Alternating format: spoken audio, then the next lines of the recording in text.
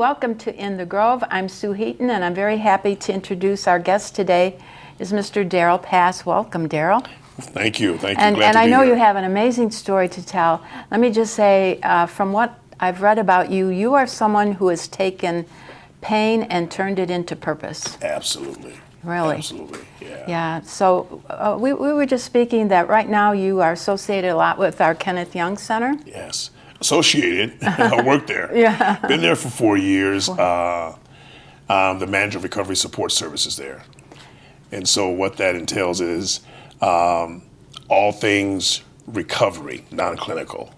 So I do the Narcan training, education, and distribution. We have developed back in 2019, we have a program called Smart Recovery. And Smart Recovery is an alternative to the 12-step support group. Many of us have heard about the 12-step program. Yes, but Smart was incorporated in 1994. It is a science-based, peer-led program, and it deals with 4 pillars, which is coping with urges, behavior and thoughts, motivation, and living a balanced lifestyle. And it does that through the models of CBT, REBT, and it has taken off. So when I started that back in 2019, I started it with 3 guys. And since then, it has imploded into several different groups. We have 2 adult groups. We have a family and friends. We have LGBTQ. We have a women's group, and we have a men's group. That is growth. Absolutely. Well, now you come to this with your own personal story. Absolutely. And as I said, kind of a painful story for quite some time. Yes. And you're willing to share that. I most certainly am. And I don't mind sharing it because I just can't forget it. It no longer dictates my path in life, but Well, you had said when I read a little about your history that you were so close to dying. I most certainly was. That was the only thing left. I had done everything else. Well, now that is a very... My addiction started early on. And so you admit that. That's one of the first things people have to do is come to admit. Absolutely. And I was in denial for a long time. And I was in denial because I did not know how to address the pain that I was in. So it is the pain. Yeah. Oh, yeah. Can you share what even brought you to that point where you started on the path to addiction? When I was a child, 2 people touched me. They violated me. And, I come from a good members? family. Friend. A family. I come from a good family. However, they teach you, where people are not supposed to touch you and things, but they don't tell you what to do with that crippling fear when an individual who you've seen around your family tells you after they violate you that if you tell anyone, this is what I'm going to do to you and to them.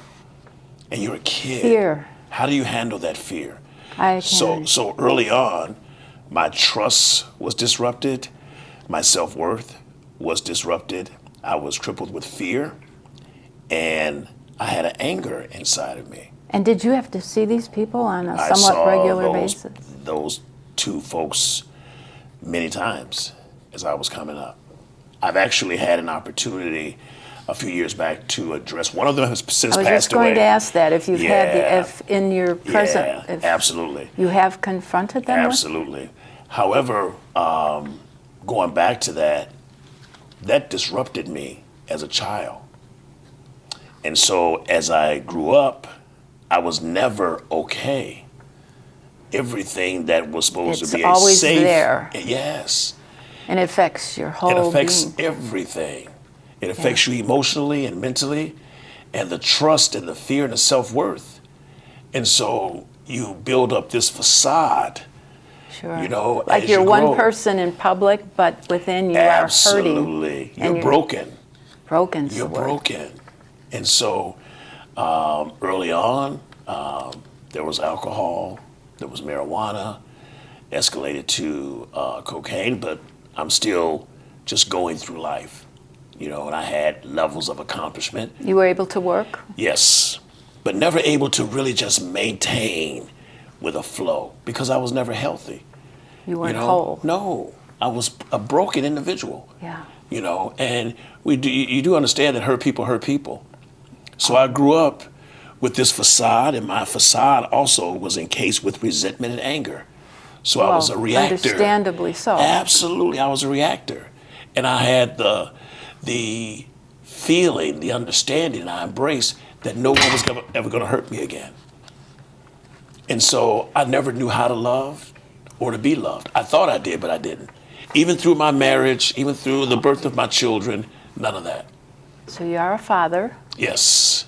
Amazing adult babies. Yes. Adult babies. Yes. I like. Yes. And my kids were born and raised right here in Elk Grove. Went to Rupley, the junior high, graduated from So you have history here in Elk Grove. Absolutely. Absolutely. Been around in Elk Grove for 25 years. There was a lot of destruction here. Did you carry a lot of this during those 25 years? Absolutely. I was a frequent visitor here. Yeah. Oh. Yeah. See, because when I was immersed in that adversity, some of my consequences were breaking out in handcuffs. Yeah. I was going to say, when you say a frequent visitor here, part of the other out part back of and down below.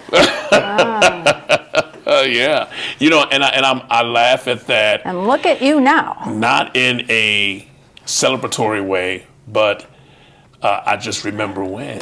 Yeah. And you know, life is something else. And so I had went through all that and had just gotten to the point that I could no longer look myself in the mirror. I had destroyed everything in my path. Family was just exhausted, tired. Had other family members approached you and said, you have a problem? Oh, many times. Yeah. But when you're immersed in that, you don't care. Right. But you finally had that moment when you looked in the mirror at yourself. Because people don't understand, those of us who struggle with what I call the Terminator. And I call it the Terminator, the disease of addiction, because it has a mission only, which is to seek, kill, and destroy you. And did you see that at one point as being your demise? Yes. You realized that would happen? I had gotten to the point that there was nothing. I knew I didn't want to die.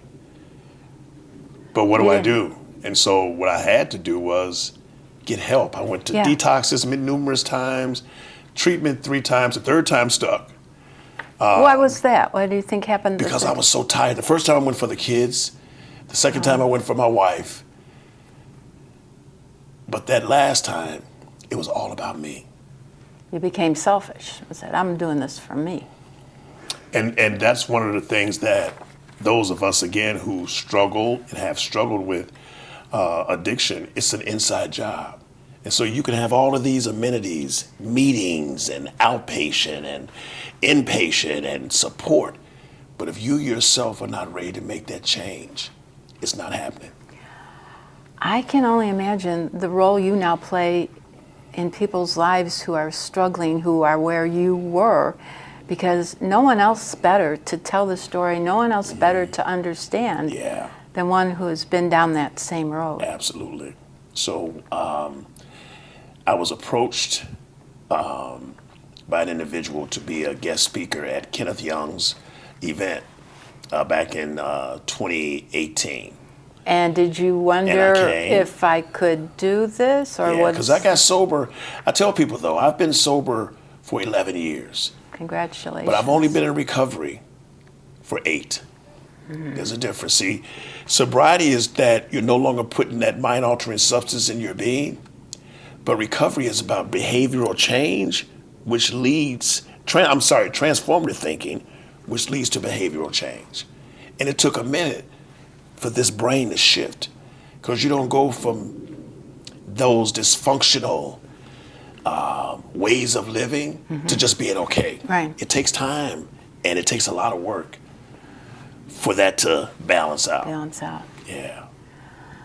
So I spoke at this event, and the director, Shireen Payton, and CEO, Grace Honduffin, approached me and said they were starting a recovery division at KYC and wanted to know if I would be interested. Yeah. What was your first internal reaction to that? Wow. How can this? I have no experience with that. But you had the real experience. And that's what she said. you have exactly what is needed, which is the PLE. Yeah, because personal other lived people will expertise. then be able to certainly Yes. relate to you. Yes. It's like trying to describe to someone who's, I don't know, never given birth what it's like because you haven't done it, but you've Absolutely. lived it. Absolutely. And so and I started at Kenneth Young in October of 2019, and I just celebrated 4 years there. Congratulations. Yeah. And how do you feel about yourself at this point? You feel you have really overcome and that you've achieved, that there I was a feel like, purpose? Yes. Oh, absolutely. Because, but for the grace, You're right. I'm here. Because I've also endured 2 overdoses in my time using.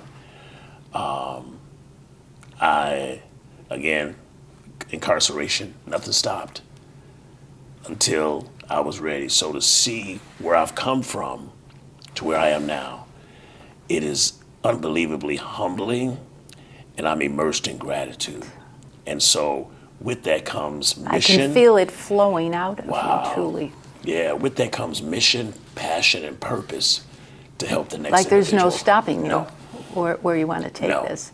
No. So now tell us more about what you are currently doing over at Kenneth Young. Well, Kenneth Young, I am responsible for 5 grants there, which is a mental health grant. All of my grants are immersed in education and stigma reducing surrounding opioids. Well, let's talk about that a little bit because there could be people in the audience who either are or have relationships with people. And let's talk about the stigma. Yeah.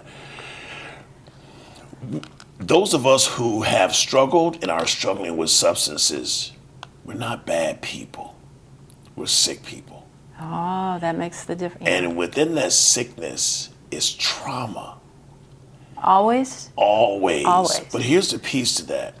Folks always think that trauma is some horrific act that's been imposed on an individual. For me, it was sexual abuse, emotional abuse. This table could turn over right now.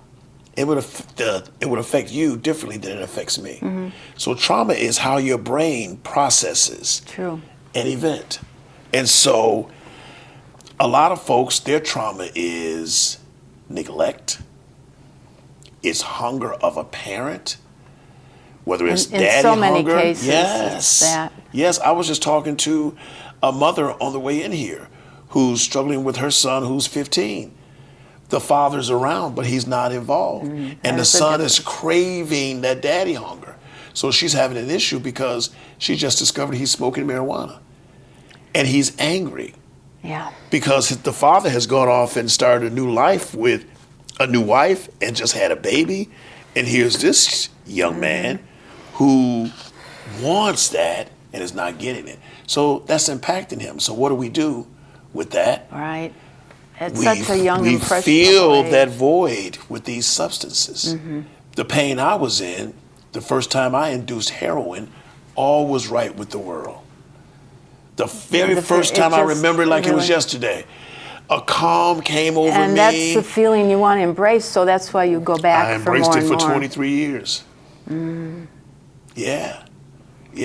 And it wasn't until I got in a position when I went into treatment, you talk about the stigma, and I started taking a look inside, and I had the help to do that.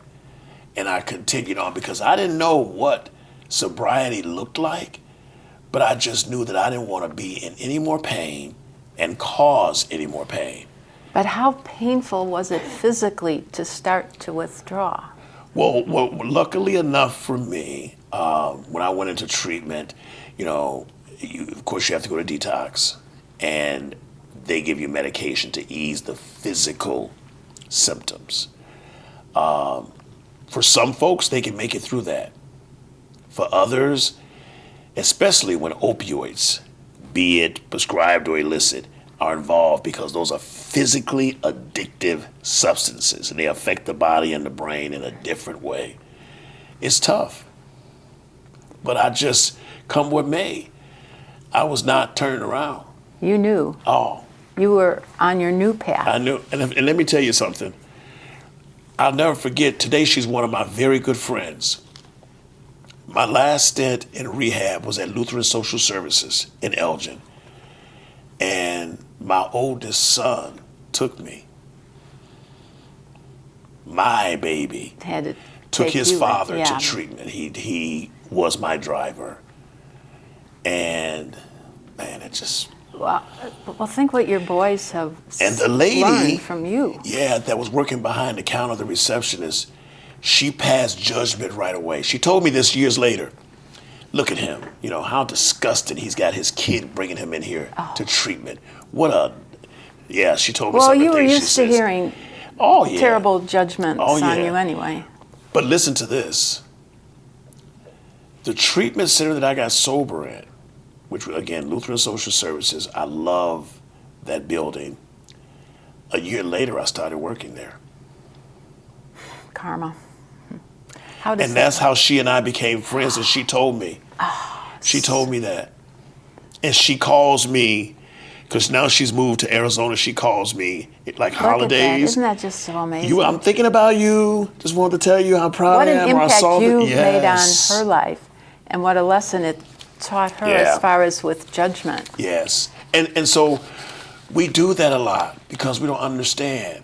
And all we see are the impacts that the individuals using has on other folk. And all they see is the lack of self-care. You know what I mean? Yes. The extent that folks will go to get that hit, you know, and embrace that substance. Because we do. We do it all. We lie, we cheat, we steal, we manipulate. We do whatever we need to do to ease that pain when we're in that adversity. We hurt a lot of people. We hurt a lot of situations. And it doesn't matter so much the role that you've been born into in life. It I know doesn't. we've heard of celebrities that their lives turn out so drastic. You know what I'm listening to right now? Matthew Perry's book Yeah. on Audible. Yeah. Oh my God. I mean, he was one of the most recent that we hear of that have Yes. succumbed. And it appeared a year ago that he had kind of arrived where you are. But it's not easy, is No. it, Daryl? Well, it's easier, but I'm committed to dying sober.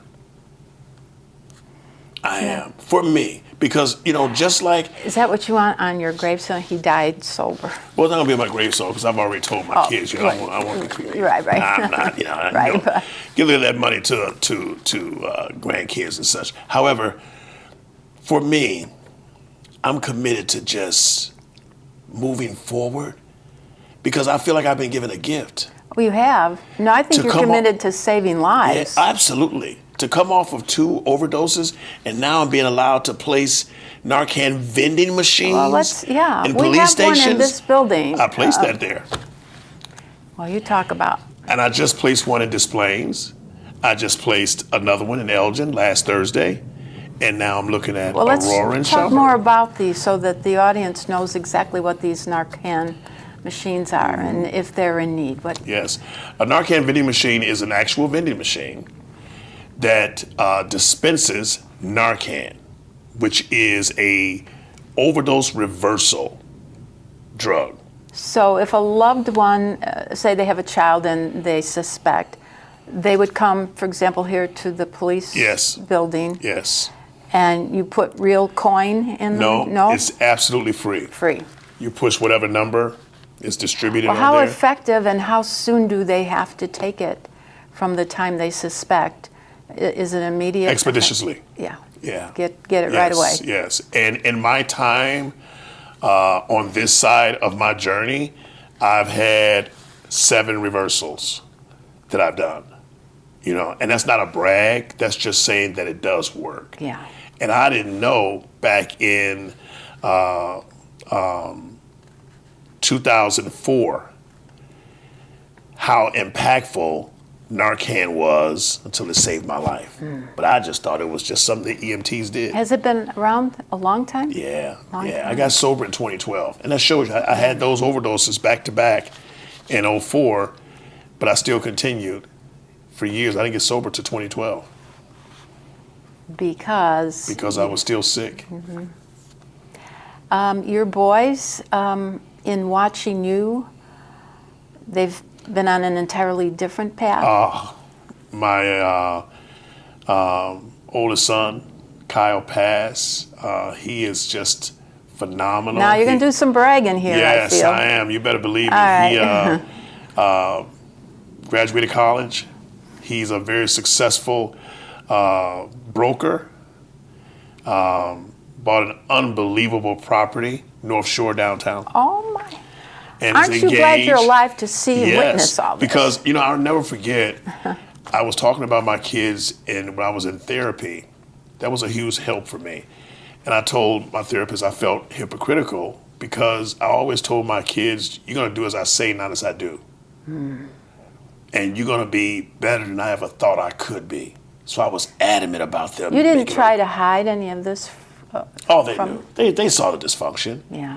But I'll tell you something, my youngest daughter, she just graduated with her bachelor's. She's an RN. You're bragging again. Yes, I am. And my baby boy, John Pass, just got his master's. My God, look at you. Yes, and so we're survivors. Yeah. And so you know what they tell me? Look at what you're doing, Pop. You've set the pace to come up out of all of that, and we are super close. My ex-wife, Carrie, who's one of my biggest cheerleaders today, we're best friends. Isn't that a beautiful And people think story? it's so strange because Yeah. we're exes Yeah. that we are so close.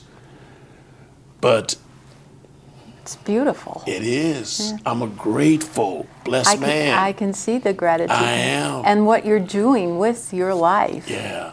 Yeah. Could you ever have imagined Not at when you all. were in the depth Not at all. of your pain Not at all. that you would be in this position, all you've started, Yeah. and just for the pride of your children to see Yeah. how it takes Yeah. good fathering Yeah.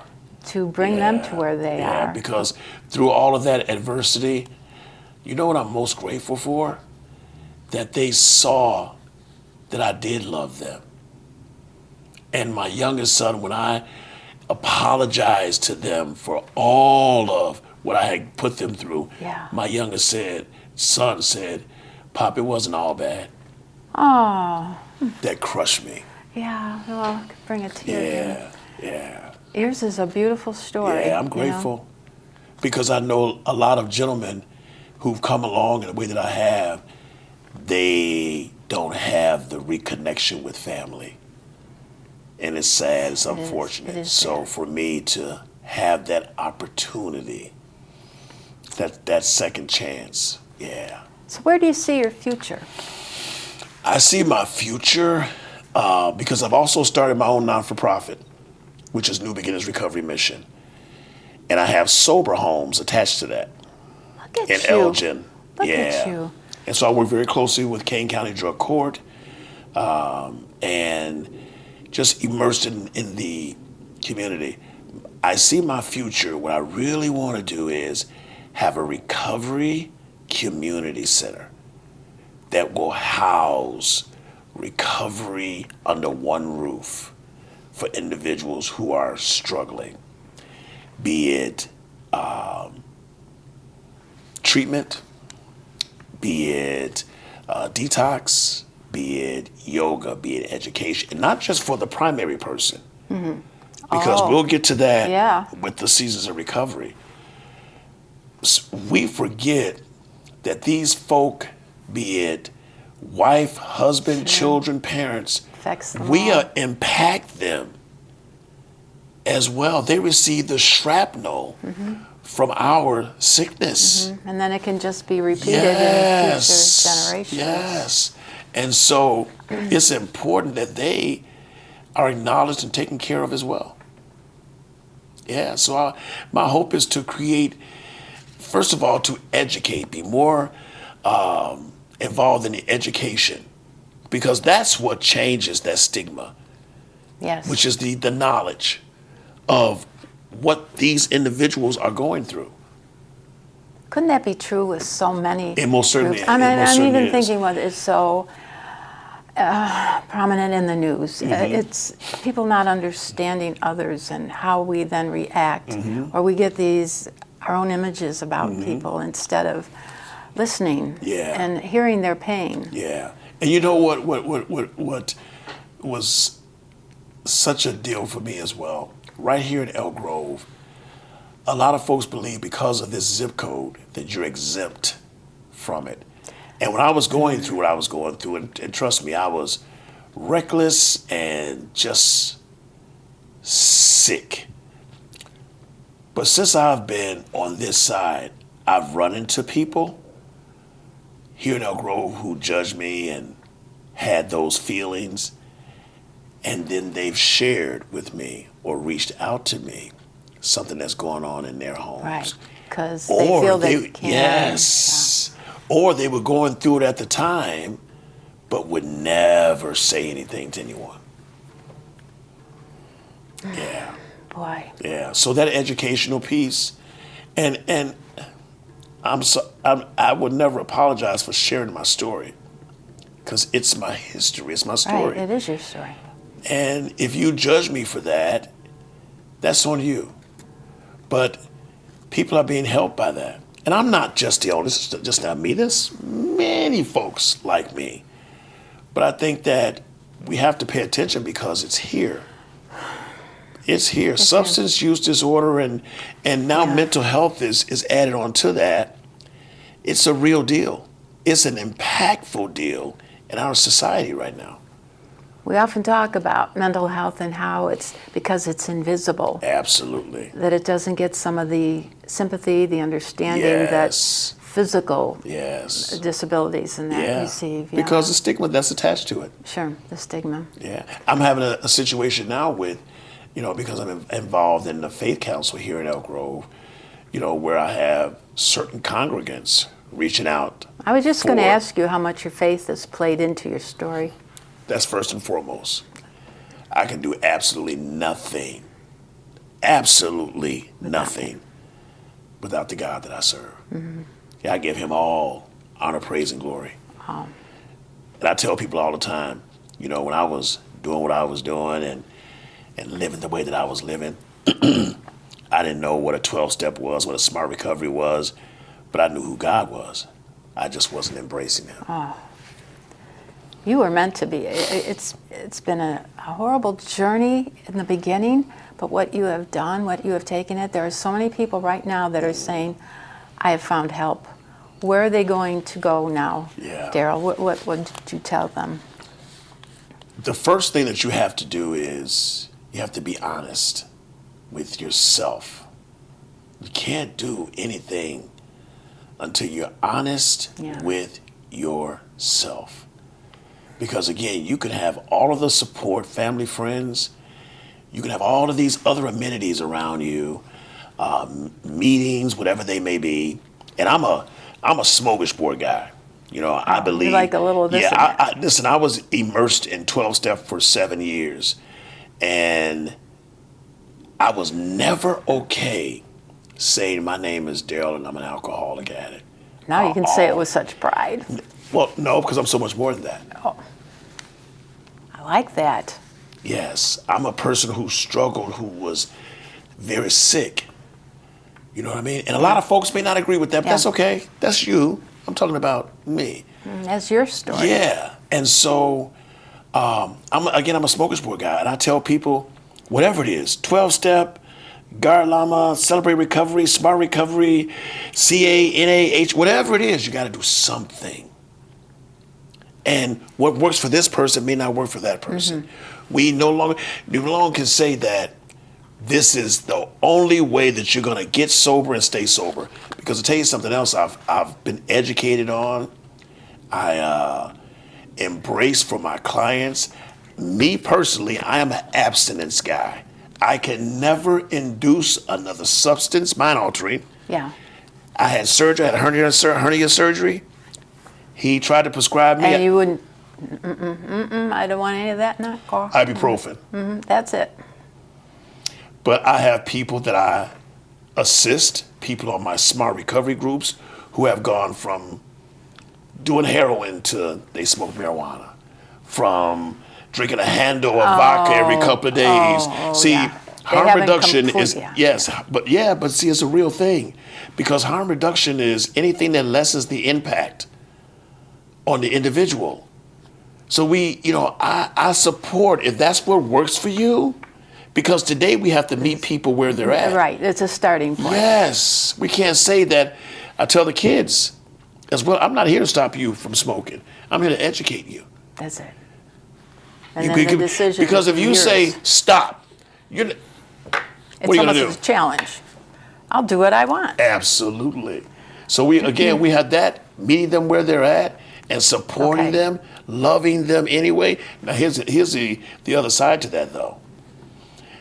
The people who are around that individual, you have to put up some boundaries. If that's what you want to do, I'm fine with that. But this is what I'm not going to do. I'm not going to give you any money. I'm not going to allow you to lay around here. You're going to work. You have to put up boundaries because you're not carrying an individual. Isn't that called tough love? Yes. Some folks may not agree with that. They believe in, my ex-wife was an enabler. But she also wanted the family together. Yeah. You know what I mean? And so it kind of gets a little mushy there, if I can use that for lack of a better term. But those of us, again, who struggle and have struggled with substances, we have to have boundaries. You have to put up boundaries for us. You have to hold us accountable. It's almost like raising a small child. It most certainly you have to give them boundaries. It most certainly is. Otherwise, we will run right over and through you. All right, sure. Now, Daryl, you were saying for the audience where they're looking in now, and you spoke as though they were the one needing the help, that the first thing they need to do is be honest with themselves. Yeah. Now, what about for the viewer who's the loved one? What would your suggestion be for them? How do they begin? Yeah, and again, I'm always careful with that because you even have groups of parents who don't believe in the tough love. Because some parents, unfortunately, my heart always goes out to them, who have lost their kids. Especially some of them have guilt because they gave the tough love and the kid unfortunately passed away as a result of the substances. So I don't give any concrete advice about that because you can never tell another parent how to parent your child. I just will say for me, it worked for me. My extended family, shut the doors. You're no longer going to be able to affect us in this way because you have a choice. My ex-wife, who I love dearly, said, I'm done. She couldn't handle it anymore. And she thought I was going to die. Well, you were pretty Today, close. she has moments where she's actually kind of overwhelmed because she was sure that I was going to die. She can hardly even believe it. The transformation there. Yeah. I had that fight, like I said, everything was gone. Everything was gone. When my son dropped me off at treatment and I stood outside the door and watched his car as he pulled away, like a Hallmark movie. And I went in that door, and that was it. I haven't looked back. That was 12 years ago. 12 years ago. I'm sorry, 11 years ago. It was 2012. Soon it was 11 12. years ago. Yeah. What an amazing story. Yeah. With confidence, I can say, not only for the number of people you have already touched, but today and from here on, you're touching many more. I hope that's my mission. And I tell my clients all the time, as long as you're above ground, you have an opportunity. Yeah, you can always change. Yes. God gives you another day, another chance. It's an inside job. These other folks around you, no one can do it for you but you. You were meant to be a motivational speaker. Wow. Yes, Thank you for that. To be sure. Thank you for that. And God has used you in an amazing way. Yeah, I'm just a guy who has been allowed to live. Wow. Today I thrive and I don't just survive until that next hit or abuse. I don't. Yeah. And the feeling now is just, I guess, in many ways indescribable that you could ever imagine that you would be sharing your story of pain. Yeah. and the transformation. Yeah. And you know, I hear people say all the time about accolades, and you know, they have this thing on my job where, you know, they acknowledge employees and this. I don't want any of that. And I've gotten wind of people, we're gonna not, no you're not, and don't do that, please. Yeah. You know where my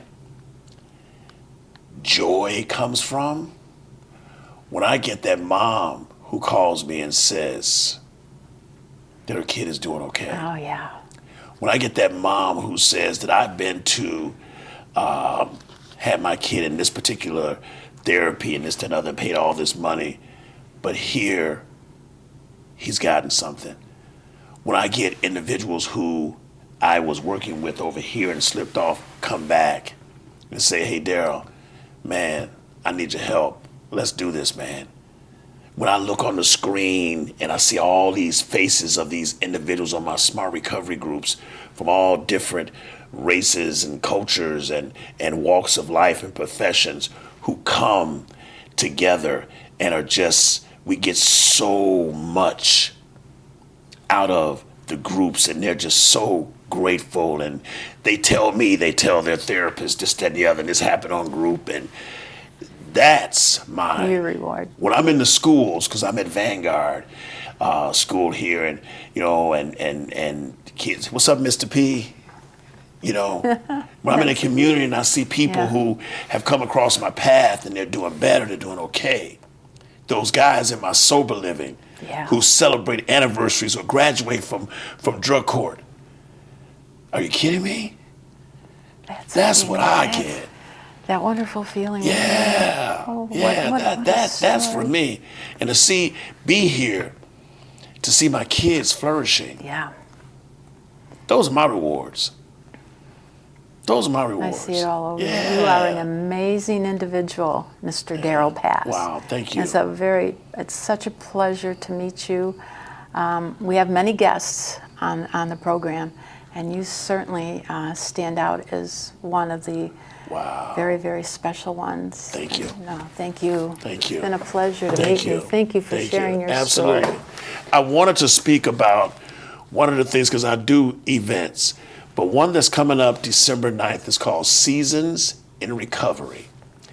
And what that is we celebrate the families that have been impacted by us, who have been immersed in substance use disorder and mental health. And we do that. It's a family day. We have great food. We have vendors and crafters there. Oh. We give away some of the most amazing This is December gifts. 9th? December 9th in our Schaumburg office, 650 East Algonquin Road, from 11 to 3. It is amazing. It is amazing. We have a real Santa Claus. This guy, who's there for the kids, and we just give and give, and we offer education as well. And people connect. Yes. And that's what's so important. And you know what one of the wives told me? She said, until I came to this event, I thought I was all alone. Yes. You know, and that what my husband was taking us through, it was just us. Yeah, that no one else could possibly understand. And she has not missed a year. Yeah. They have not missed a year coming. Yeah. Okay, everybody, December 9th. December 9th, can Kenneth Young change Center. Your life, yeah. 650 Algonquin Road in Schaumburg. You heard it from the man. Yes. This is absolutely. the man. Yeah. We celebrate today, Wow. Mr. Daryl Pass. Yes. Thank you, thank you. Thank you for having me. Yeah, the community thanks you for everything. Wow. Great example. And thanks to you, our audience, and we look forward to being with you again next month on In the Grove. Have a happy holiday season. Happy holiday, folks. Welcome back to the program, everyone. I'm very pleased to introduce to you now, this is Telia DeSarno, and next to Telia is Kristin Simmons, correct? Am I saying? Glad to meet both of you. And you are part of the Elk Grove Village Social Services Department, which is found in the same municipal building that we're in right now, correct? Correct. And let's start first with a little personal history, how long you've been a social worker. Sure, sure. So I graduated graduate school in 2008, so I've been in the field since then. I've been with the department since October of 2022 when Des Raftery retired. Yeah. Yeah. And you both work in the same department here? Correct. And okay. Tell us, as a social worker in general, what type of things do you cover? What type of help do you offer to any community? Sure. So a lot of what we do here, we work specifically with the police department. We get a lot of social service referrals through them. So if an officer goes out on scene, and it might be domestic violence related, mental health related, substance use related, they will refer residents to us. One of the things we do is we gather a lot of information from the residents and then give them referrals to outside agencies. They might be looking for assisted living resources, counseling resources. That's actually one of the neat things that we offer. Kristin and I, we're both licensed clinical professional counselors, so we do offer short-term therapy to the residents of Elk Grove. So we could do that as well. Actually, I'll let Kristin speak to that. One of the special things that we offer some of the clients and the residents is court advocacy, which is Kristin's specialty. Okay, Kristin, what does that mean, court advocacy? So if someone's a victim of a crime, regardless of what kind of crime victim, many times it tends to be domestic related. So say someone might be arrested for domestic battery, reaching out to those victims to see if they need help with obtaining an order of protection in criminal court, helping them navigate the criminal court system.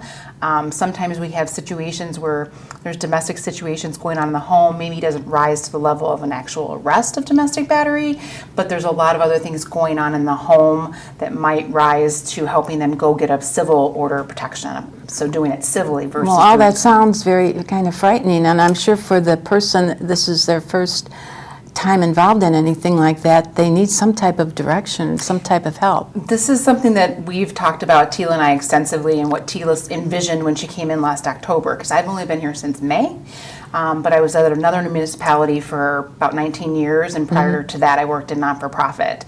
So I'm familiar with the kind of navigating the court system, and it's become something that we wanted to bring to Elk Grove. So it's something new that we're bringing. And it seems all of this then ties into our topic of mental health. Yep. And it's such a topic that it's the invisible one, isn't it? That can just drive so many people to the edge and needing help, as our former guest was saying. So in what specific way, as someone who's watching right now that is being troubled, how can they find help through our social services department? Sure, well, there's a couple of different ways. I mean, they are welcome to walk into the police station and ask for. So they would start first just going up to the desk at the police department? That's an option. We are able to be contacted. We have direct lines. And when we talk more about the Elk Grove Cares program, we have an Elk Grove Cares line as well. We want to talk about that in depth, yeah. Yeah, so there's a lot of different ways. You know, we have email they can contact us, but we do have a lot of people that will walk in and just come to the police lobby and say, I need to speak with a social worker. Can you connect us with someone? And it's probably after quite a period of time that they've contemplated and they realize they're getting to that point where they really need to reach out and find help. Is it unusual for communities to have this type of help, or is this, again, something that's exceptional in our village? Well, maybe if you'd like to speak about this. So we're a part of Association of Police Social Services. We're members of that. And actually was funded in Illinois at the University of Illinois in Chicago. And so police social services is a growing field. But the lucky thing that we've been a part of is it started in Illinois. So it started here. So there's a lot of municipalities around here that have that. So it is something that is well known in Illinois, not so much nationally, but I think Elk Grove and the department we've kind of created definitely makes us the exceptional community here. Well, what about all these families now that are struggling with addiction? Someone in their family, they can contact the social services here in Elk Grove, and you would be able to give them a starting point? For sure. So we have the Elk Grove Cares program here. And exactly what is that? Sure. So the mayor came up with this back in June of 2018, and he envisioned a few different things. He wanted to reduce the stigma of substance use disorders, kind of, bring awareness to the opioid epidemic, because unfortunately it is right in our backyards, it's everywhere. But he also, one of the major barriers to people receiving help for substance use disorders is the finances, so to get into treatment, it costs a lot of money. So he wanted to break down one of those barriers. So that's what we do here with the Elk Grove Cares program, is we help fund people's substance use treatment. Oh, so they don't have to have the personal means financially to find the help. Correct. Nope. Just reach out to you. And let's talk a little bit about these machines that are placed here at the municipal building. Can you tell us about those? Sure. So they were implemented, actually, we did a community celebration back in June, and we opened up our Elk Grove Cares program to adolescents, because it used to be just for adults 18 and over. Now it's 12 and up. And at that celebration of community, Kenneth Young actually provided a Narcan vending machine in our lobby. So it's next to our social services. It's right in the lobby of our police Can't miss it, department. yeah. Come in, it's free. Press the correct button, a Narcan thing will be dispensed, and you can take it to your house. We always tell people, don't keep it in your car in severe cold or severe hot conditions, just in the event that you may need to use it when you're out and about or with a Can you family tell member. somebody like me that really doesn't understand what it is, what do you do with it then? Sure. So it is a nasal spray that reverses what opioids are doing on the brain, so the opioid receptors. So if a parent is suspecting their child just had some, is there a time frame that they have to get this by? As soon as possible. So if you do feel like someone might be going through an opioid withdrawal, an overdose, there will be some signs and symptoms of that. You want to just administer that right away. The good thing about Narcan is, let's say someone might be having a heart attack or something else, and you're not sure, is this an overdose? Yeah. It won't hurt anyone. I see. So it's just a nasal spray. So a nasal spray. Yep. That counteracts whatever they ingested. Yes, so the opioid receptors on the brain, it'll counteract that and take them out of that overdose. Wow. But you should still call 911 because they need to be treated at a hospital. So just because they come out of it after the Narcan, they do need to go and get seen at the hospital to make sure, because they could go back into overdosing after the Narcan wears off. And I know the machine is right across from the police desk. So would anyone have to worry would they be questioned at all? No. Nope, not at all. So do you have good feelings about all this? Have you seen visible signs of improvement? Yeah. So actually today we hit reaching 220 connections to the program. And we use the word connections. How do you track that? So we track it. We have to do intakes on everyone going into the program. So we track how many people have entered since 2018. And today we actually had 220.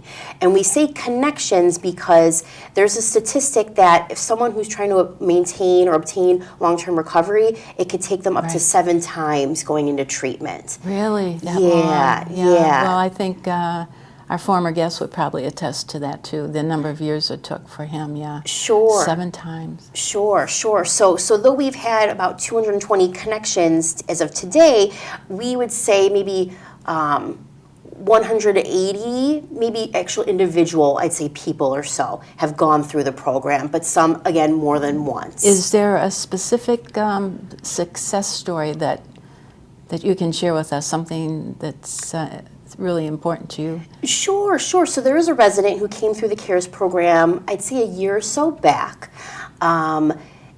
Resident of Elk Grove, because anyone can participate in this program. You don't have to just be a resident. But he happens to be a resident of Elk Grove. Oh, they don't have to reside in this community? Nope. Yep, they don't even have to live in Illinois. They can come from all over, just anyone trying to seek help. But this particular resident, he spoke at the celebration of community, showed his appreciation to the program. He was still sober, to this day, and he actually was able to refer friends and a family member to the program as well. So because of his success with the program, he was able to help others by passing that word. And the nice thing about Elk Grove Cares, it's not just the opioids, it's really any type of substance use disorder. So it could be alcohol, it could be cocaine. Oh, even with alcohol? Correct. It could even be kids that have a problem with vaping, which has become a big thing. And we have a number of partners that can work with adolescents now, as well as our adult population. So what is your thoughts on how you see this program expanding in the next few years?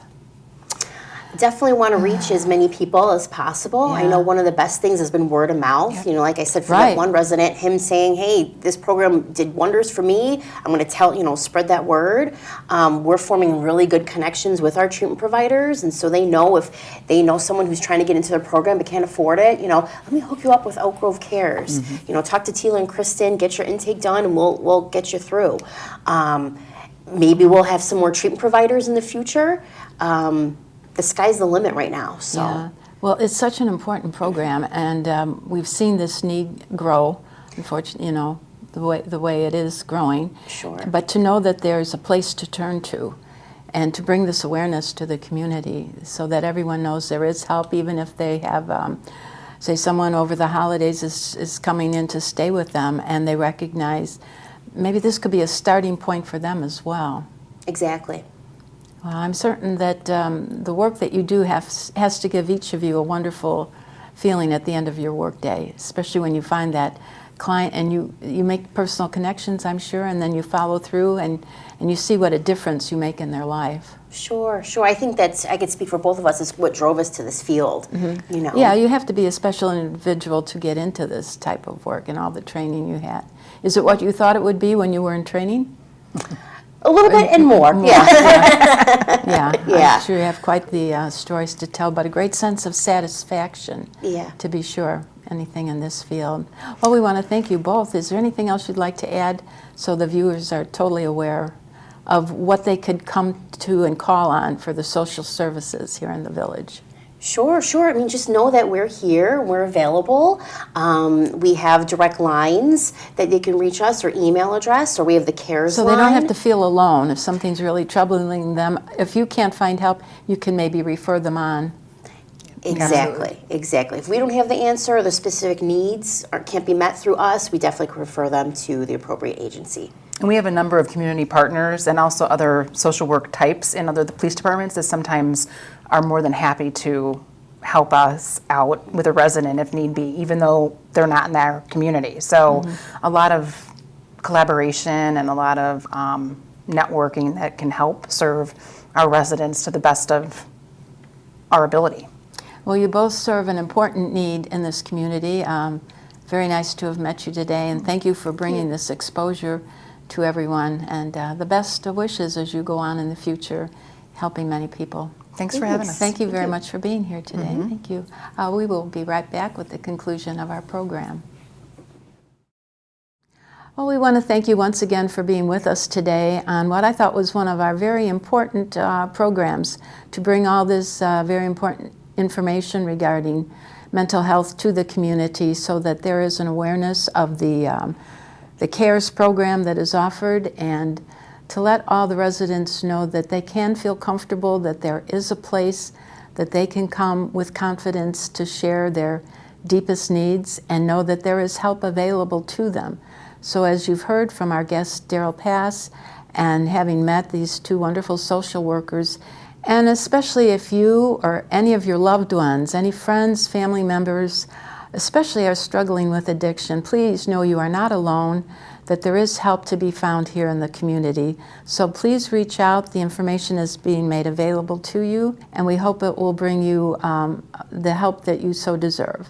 So with that being said, we thank you once again for being with us on the program. We look forward to seeing you next month on In the Grove. Bye for now.